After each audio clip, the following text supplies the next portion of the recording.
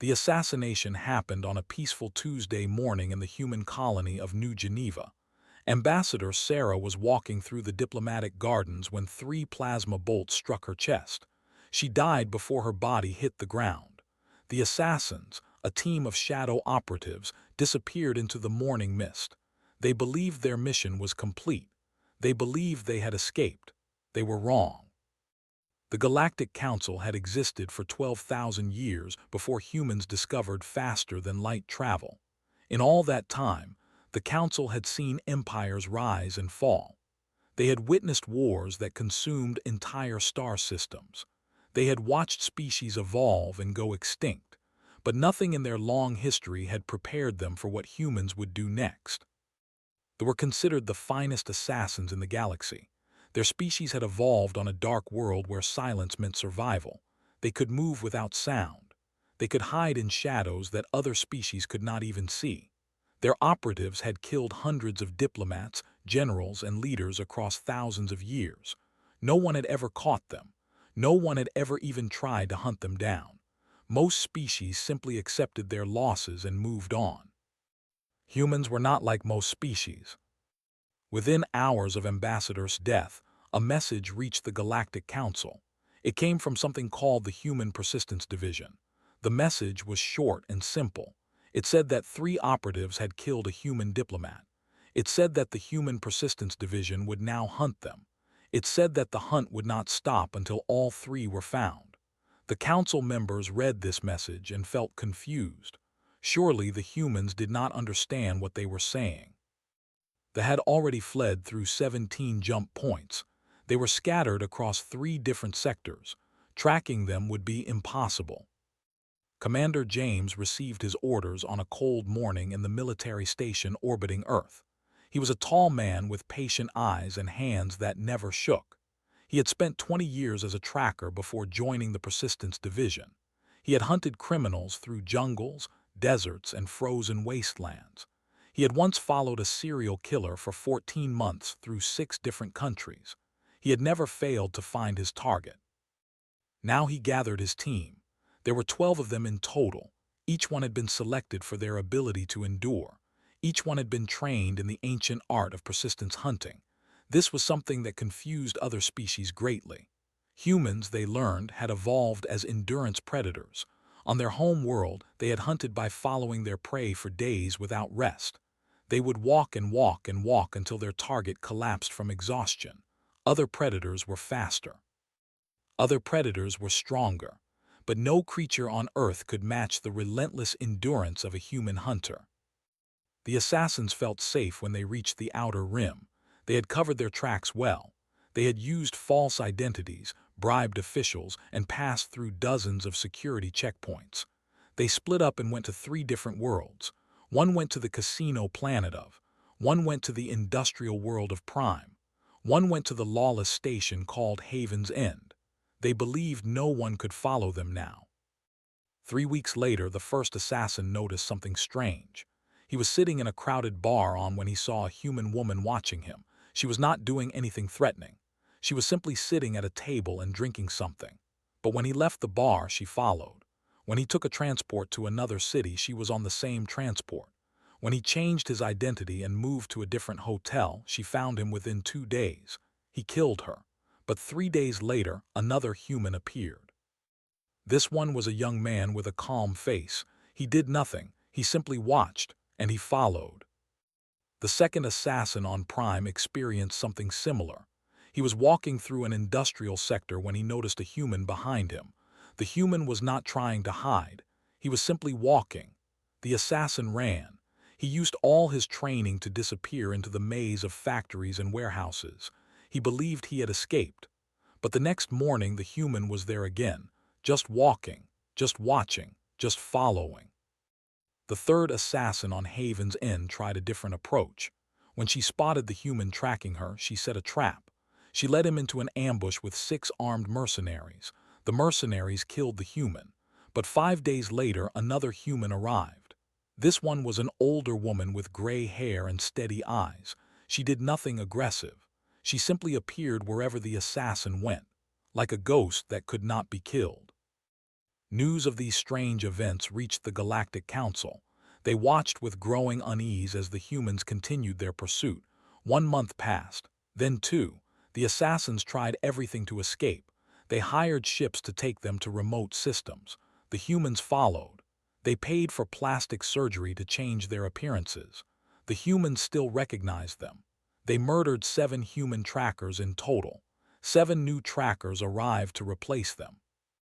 High Counselor of the Federation requested a meeting with the human ambassador.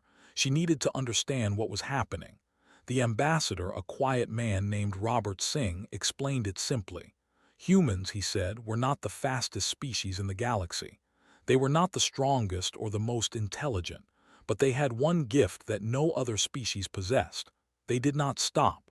They did not give up. They did not forget. He told her about the wolves of Earth. He told her how human ancestors would follow a wolf pack for days across frozen tundra. The wolves would run and run until their bodies overheated. Then they would collapse, and the humans would walk up to them and kill them with simple spears. He told her about modern humans who ran races of 100 miles through deserts and mountains. He told her about soldiers who marched for months through impossible terrain. He told her about hunters who tracked animals for weeks without losing the trail. This is what we are, he said. This is what we evolved to do. We follow, we endure, we never stop. High Counselor returned to the council chambers with a feeling she had never experienced before. It was fear, not the sharp fear of immediate danger. It was something deeper. It was the fear of knowing that something was following you. It was the fear of knowing that it would never stop. 4 months into the hunt, the first assassin finally broke. He had not slept properly in weeks. Every shadow contained a human face. Every crowd held a patient hunter. He sent a message to his handlers begging for extraction. They told him to hold on. They told him that humans could not maintain this pressure forever. He knew they were wrong. He tried one last desperate escape. He bought passage on a smuggler's ship heading to uncharted space. For 3 days he believed he was free. Then the ship's sensors detected a small human vessel following them. It was not attacking. It was not communicating. It was simply following. The smuggler captain demanded to know what was happening. The assassin could not explain. How could he explain that these creatures simply did not stop?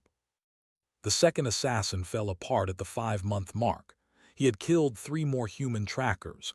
Each time he felt a moment of hope. Each time a new tracker appeared within days. They were not even trying to catch him. They were simply following him, wearing him down, breaking his mind with their terrible patience. He began to make mistakes. He forgot to cover his tracks. He stopped eating properly. He jumped at every sound. The third assassin lasted the longest. She was the team leader, the most experienced operative, but even she could not withstand the endless pressure. The humans rotated their trackers so no single person burned out. They shared information across a network that spanned half the galaxy. They moved slowly, but they never stopped moving. They were like water wearing down stone. They were like time itself. The Galactic Council called an emergency session when the 6th month began. Representatives from 100 species filled the great chamber. Many had served on the council for centuries. They had seen many terrible things, but they had never seen anything like this. The representative stood and demanded that humans stop their pursuit. He called it cruel. He called it unusual. He called it a violation of civilized warfare. The human representative simply smiled and said no. She said that her people would stop when the assassins were caught. She said that this might take 6 more months or 6 more years. She said it did not matter. Humans would keep coming. One council member, an ancient being from the crystalline world of Shard, asked a simple question. What do you gain from this? He asked. The assassins will eventually die of old age even if you never catch them. Why continue? The human representative was quiet for a moment. Then she spoke. She said it was not about catching them. It was about sending a message. Any species could strike quickly and retreat. Any species could win a battle through speed or strength. But only humans could pursue an enemy until the end of time itself. Only humans could make an enemy feel what it meant to be hunted. Only humans could turn every shadow into a threat that would never go away. At the 7-month mark, the first assassin surrendered. He walked into a human embassy and gave himself up. He was shaking and crying. He said he could not take it anymore. He said he had not slept in 3 weeks. He said he would accept any punishment just to make the following stop. The second assassin was found dead 2 weeks later. He had taken his own life. His final message said that he could hear human footsteps in his dreams. He said that death was better than spending the rest of his life being watched. The third assassin held out for 9 months before she was finally caught. She made one small mistake while changing ships on a transit station. A human tracker noticed. 20 more humans converged on her position within hours. They did not shoot her. They did not fight her. They simply surrounded her and waited. She was too exhausted to resist. The Galactic Council never forgot what they witnessed.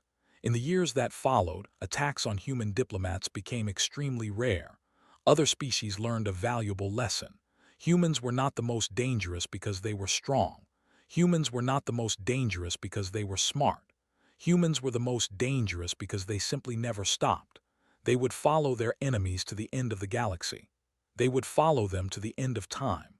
They would follow them until the stars burned out. And the galaxy learned to fear the patient hunters from Earth.